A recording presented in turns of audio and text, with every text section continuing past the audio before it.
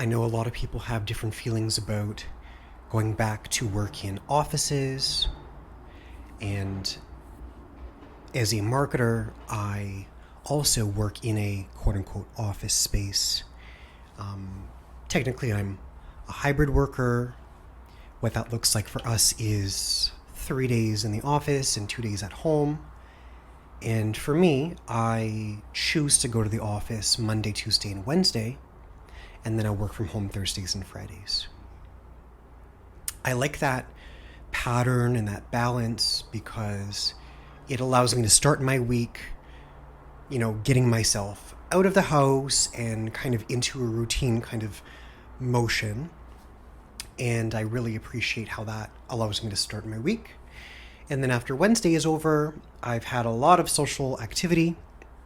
And as an introvert, that is a major factor and dynamic when it comes to doing what I do and having to work in a office space and balancing all of that together. And so after Wednesday comes to an end, I can kind of look forward to a change of gears in that I will be working from home on Thursdays and Fridays.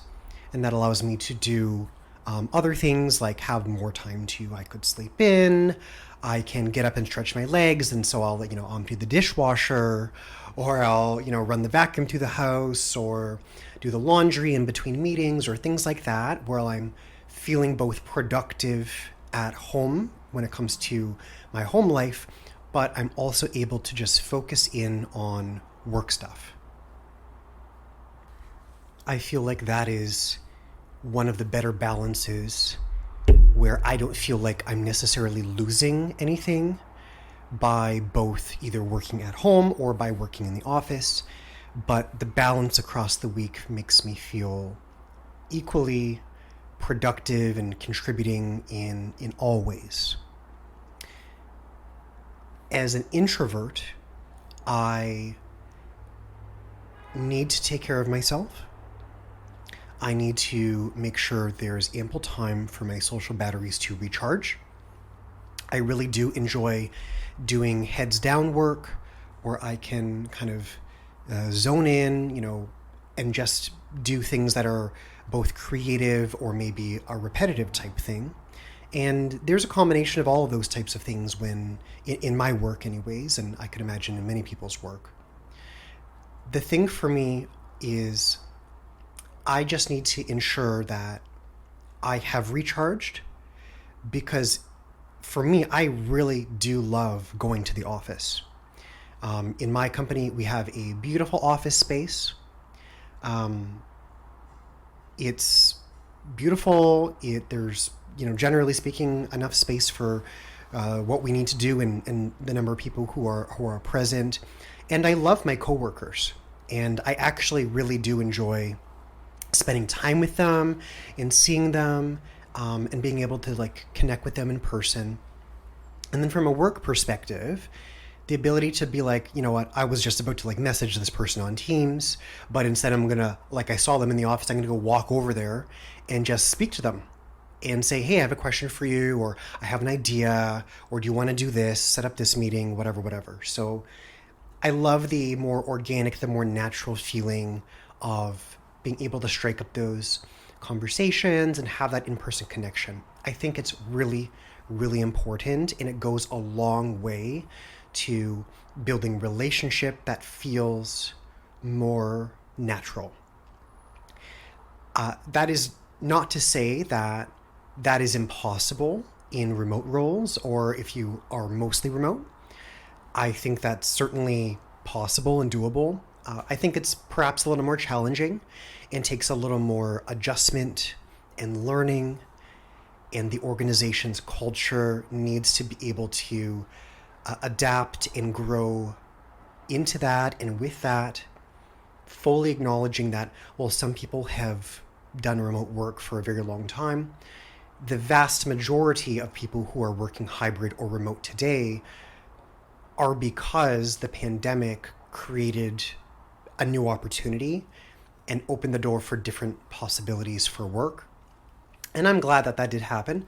I think that is an important evolution for us in the context of history of how, the workforce does what it does and how we do what we do.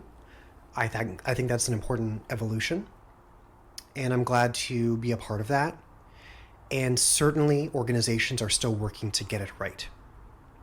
Every single one, and no one has a perfect approach. As confident as many companies think that they are, government included, I really think that everyone is really working to get it right, one step at a time. And I think people who feel like they are just being directed by their companies to do this or to do that, and they often feel like they weren't consulted or there wasn't a conversation, they didn't think through it, they kind of feel like maybe their company launched headlong into a decision. I think it's important for us to remember that companies are really just a group of people. Policies are written by human persons. Human persons are fallible and imperfect. And that is a reality of all of us. And so I also really respect a person and therefore a team, a leadership group, a company, and organization's right to change their minds. And I think it's really a strong indicator of an intelligent person or group that you do change your mind over time. If new information comes to you, if the needs of the people who you work with or the customer or the business or society evolves, and it does, and it has, I think it's important that organizations stay evolving that way. Companies that stay still and the same, I think, will in the short term fall apart and crumble away. And even if they are in a position where there's always going to be demand for what they do or what they sell, I think people will not be gravitated to that company if the company cannot evolve in terms of how the work is done and how they treat their people. And I am a big, big believer that employers can be a huge source of goodness and benevolence in society, in acknowledgement that the world is a scary place.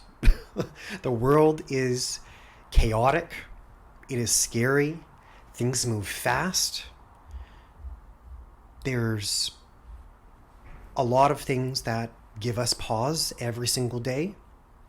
If you use the internet or you turn on a television, there is something every single day that might give a person pause and really consider, wow, quite the world we're living in, for better or for worse.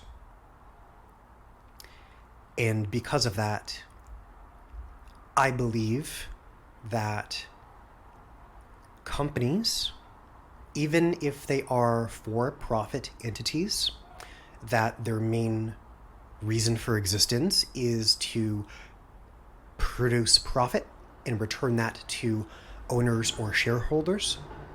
Even if that is the case, I truly believe that companies really play a huge role, that is to say, can play and should play a huge role in generating goodness back into the lives of people. And that can take the form, perhaps first and foremost, of how they treat the people who they employ and growing with them, being a generator of forward progress for those people in their lives. whatever that looks like. And that does certainly look a little bit different for every person, no matter where you are. But I believe companies have a huge role in society to be doers of good, while also being profitable and profit producing. I think as well that it is best if companies also, even while they are selling a good or service to the public, that they also, with their customers, can generate goodness in the lives of their customers. You can already imagine how this takes its form in the mission and in the values, in the vision statements, in the strategy statements of many companies and organizations.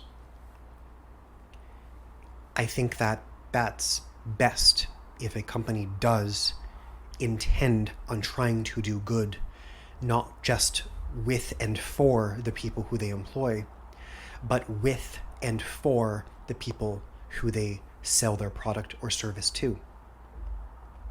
I believe that.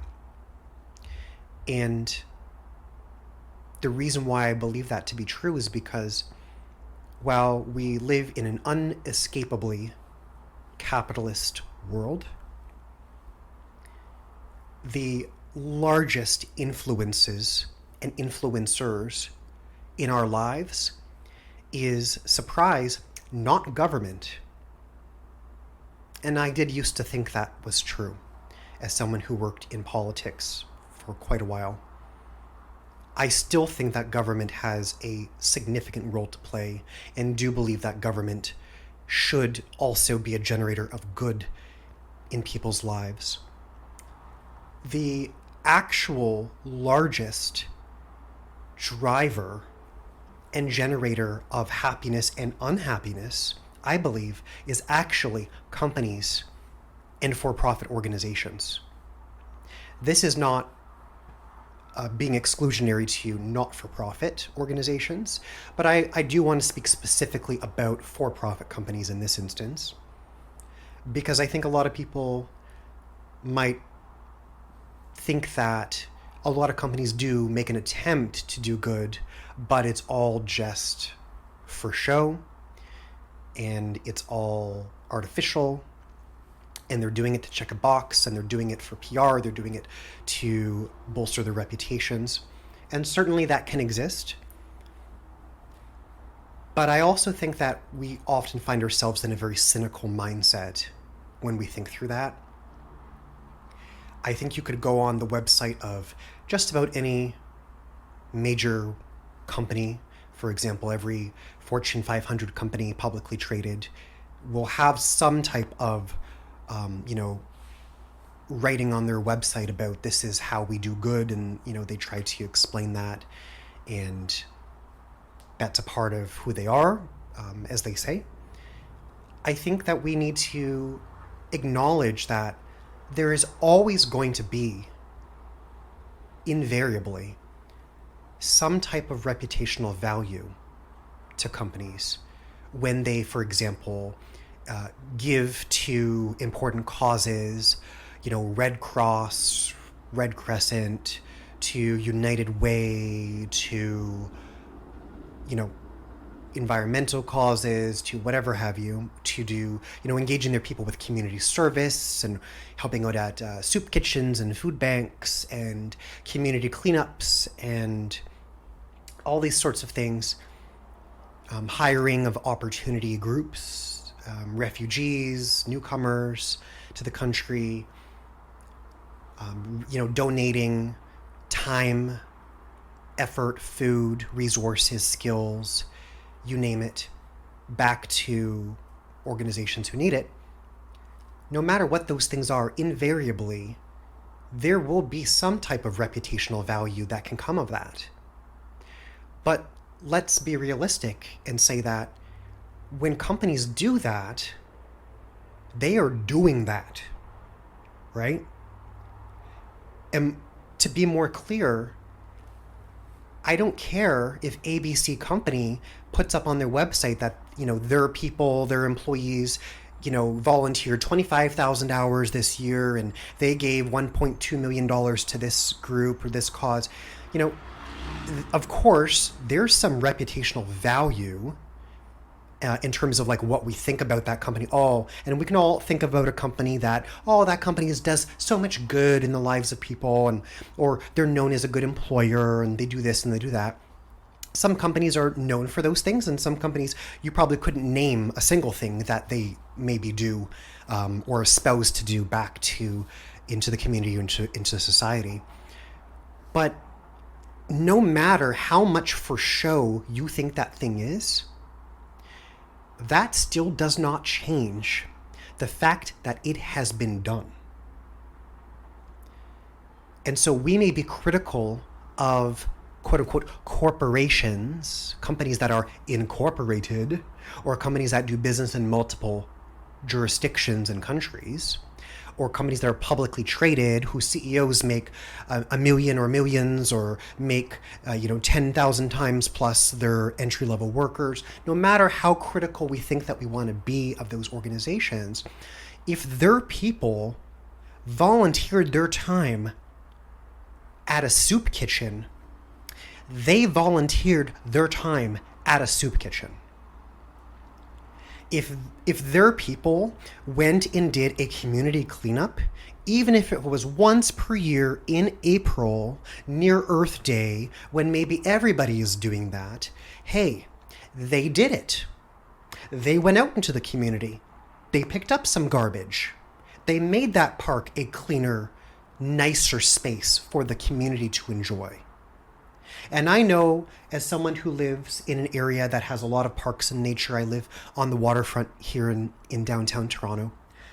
If a company went and cleaned up this park space on the harborfront in Toronto, my gosh, as someone who inhabits that public space, and I also know that countless visitors to the city, whether they come from, the GTA or elsewhere in Canada, or from around the world, when bazillions of people come to Toronto to enjoy Toronto and to enjoy Canada every year, and they get to also enjoy those spaces because some company, the same companies that maybe the public may be critical of, because they think that their community service and that good that they're doing is just for show and it's artificial and it's just performance. Their performance, we can call it performance, we can call it whatever we want. Regardless, what it is a cleaner park. Or what it is people who went and, donated canned goods to a food bank. And if you've been paying attention to what's been reported in the news in the last year, food bank use in a relatively affluent country like Canada has skyrocketed for all the reasons that we know, right? Even if you make good money, affordability has been a real challenge for so many people. And I know that, and I feel that too. So I'm not going to play down the fact that somebody may have chosen to volunteer their time and they do it and their company put it up on their website or said, look at us, or they put out a press release and said, this is what we did. I kind of don't blame a lot of companies because many organizations, including the one that I work for, don't get enough credit for the fact that they do rally their people together to go and do those things.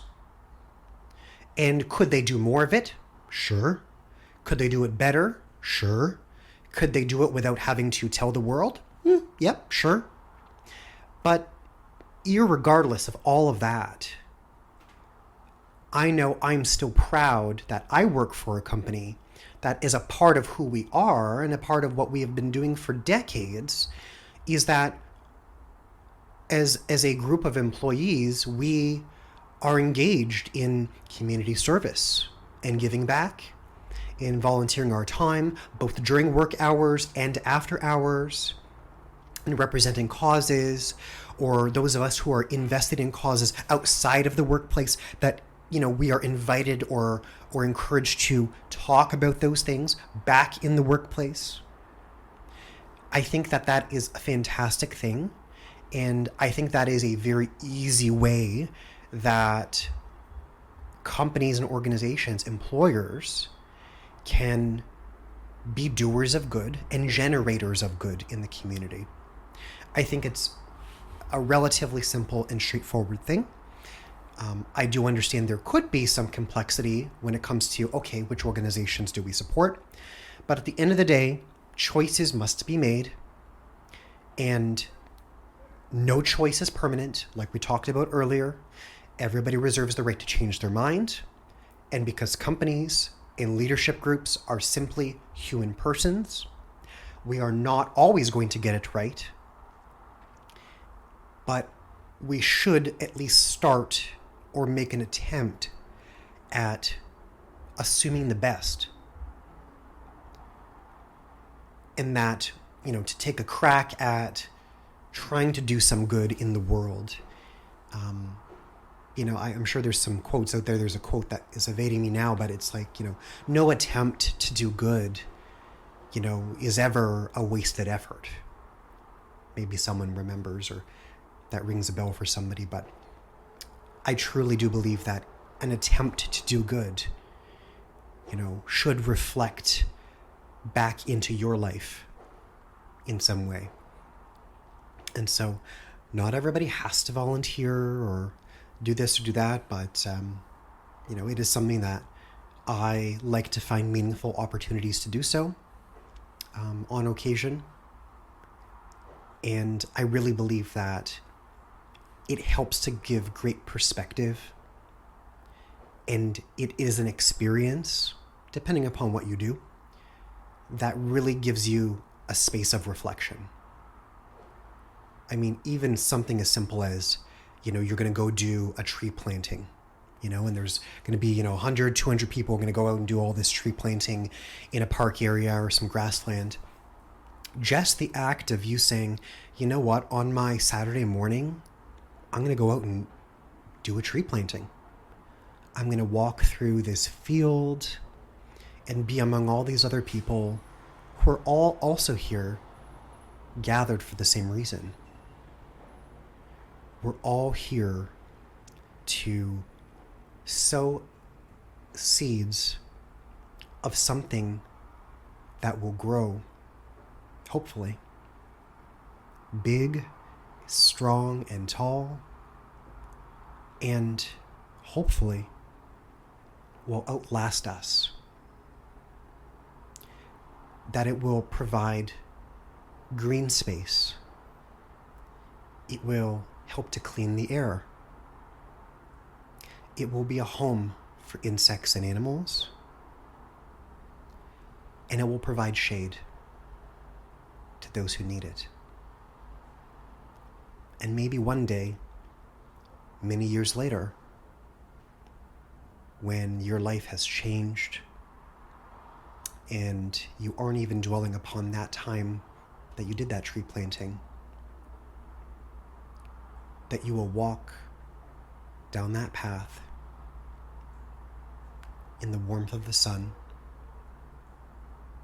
and take refuge and sit beneath that tree and be the benefactor of that shade, the benefactor of the seeds that you planted long ago. Thanks for listening.